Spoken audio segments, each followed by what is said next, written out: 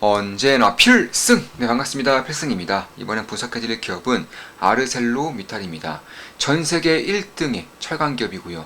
특히나 제가 주목하고 있는 부분은 이 아르셀로미탈이 핵심 신흥국들에서 점유율과 생산량이 매우 빠르게 증가하고 있다는 것입니다.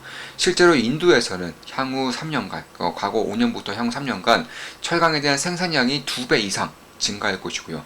브라질 같은 경우도 브라질 철강 기업들, 특히 이제 철 스크랩 기업들을 인수를 하면서 이쪽에 대한 수직 기여라가 굉장히 잘 이루어지고 있습니다. 다만 그렇다고 해서 뭐 브라질, 인도 이런 신흥국들에 대한 강력한 투자로 인해서 기존의 선진국들에 대한 점유율을 빼앗기고 있느냐, 생산량을 빼앗기고 있느냐 하면 그런 것도 아니에요.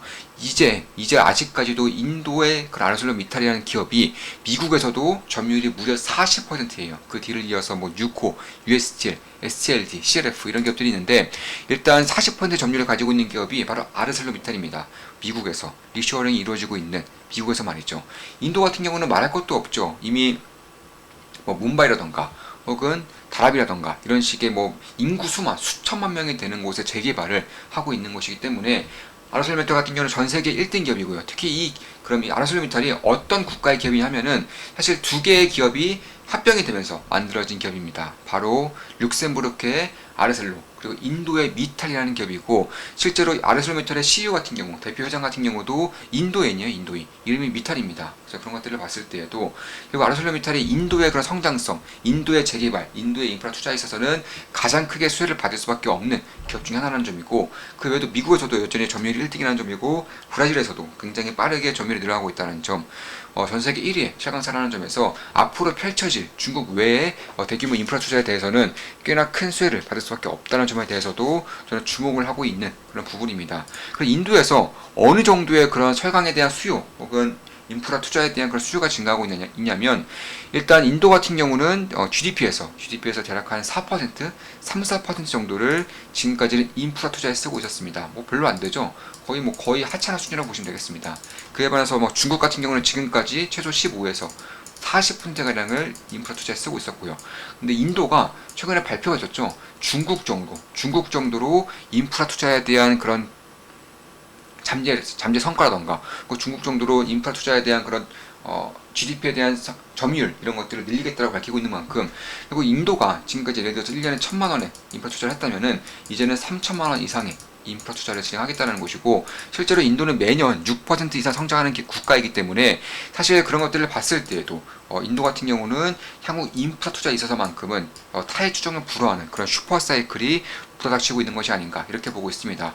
뭐 그 외에도 제가 자동차 기업들을 말씀드릴 때에도 좀 설명을 드렸던 바이지만 인도는 뭐 베트남과 마찬가지로 오토바이가 주요 이동 수단 중 하나예요. 근데 최근에 강력한 GDP 성장과 소득의 성장으로 인해서 사실 소득이 성장하면서 오토바이는 자연스럽게 자동차로 넘어가게 되었습니다. 그래서 이런 것들을 봤을 때에도 오토바이 자동차 넘어가게 된다면 역시나 가장 큰 수혜를 받을 수 있는 기업들이 뭐 타타 자동차라던가 제가 예전에 타타 자동차를 분석해드리면서도 사실 인도의 그런 모빌리티에 대한 수요의 전환이 타타 자동차, 타타 모빌리티에 굉장히 큰 수혜가 될 수 있을 것이라고 분석을 해드렸지만 최강 기업들도 마찬가지예요. 최강 기업들도 자동차 산업에 성장할수록 가장 크게 수혜를 볼 수 있는 그런 산업 중에 하나이기 때문에 이 부분은 절대 간과해서는 안 된다라고 저는 개인적으로 보고 있습니다. 따라서 인도의 성장성과 그리고 인도가 인프라 투자의 진심이라는 점, 향후 최소 3배에서 대략 한 5배 정도는 점유율적인 측면에서 5배 정도까지는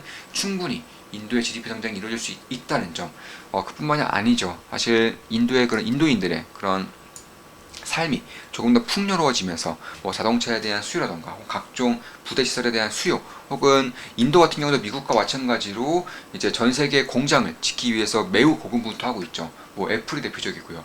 이쪽에 대한 생산 공장의 건설에 따른 철강의 수요 이런 것들을 봤을 때에도 향후 최소 2030년까지는 꽤나 큰 그런 사이클에 들어서고 있는 것이 아닌가 개인적으로는 그렇게 보고 있습니다.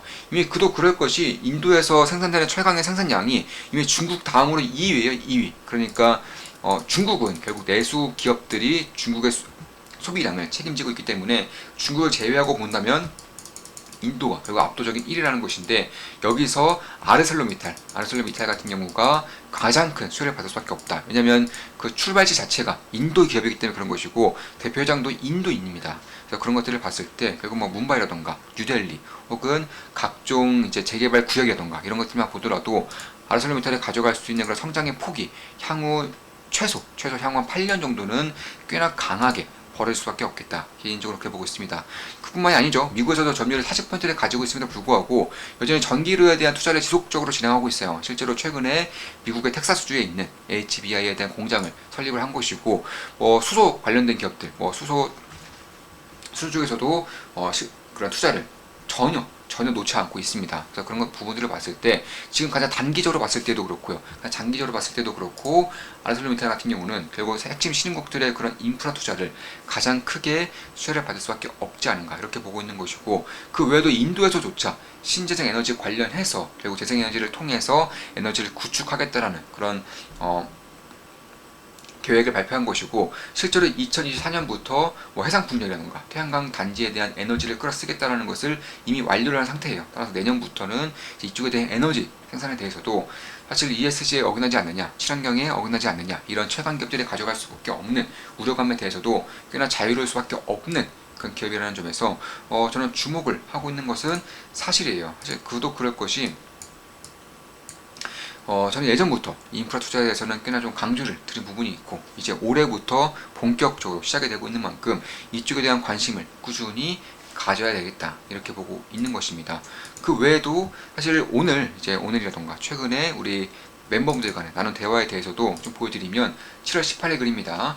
자, FST에 대한 그런 분석글 혹은 기사를 이런 식으로 좀 우리 멤버분들끼리 대화를 나눈 것인데, 오랜 결실을 맺나 봅니다. 참고로 FST 같은 경우는 투자를 진행하고 있고요. 그럼 언제 투자를 진행했느냐? 보여드릴게요. 저는 매수 매도할 때마다 그 실시간으로 내역을 보여드리기 때문에 그런 것인데, 7월 19일에 FST 비중 추가 매수했습니다. 그리고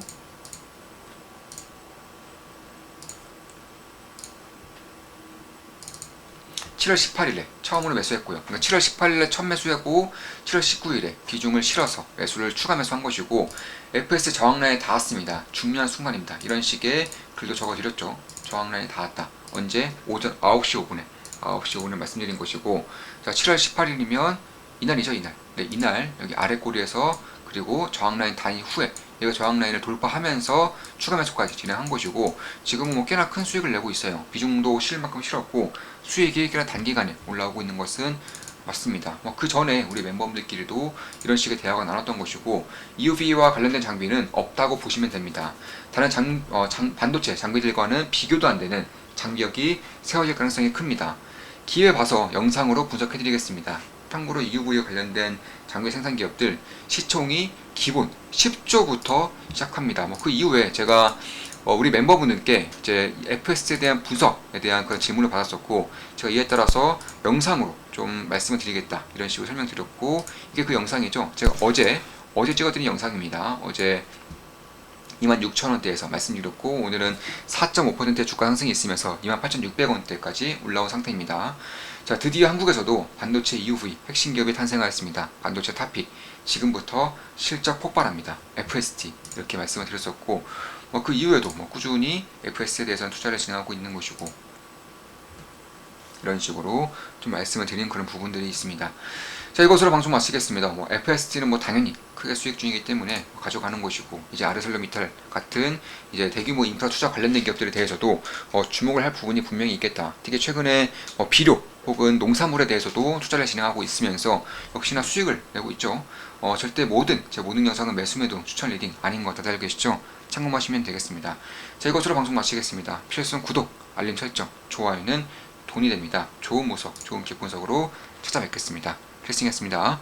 필승!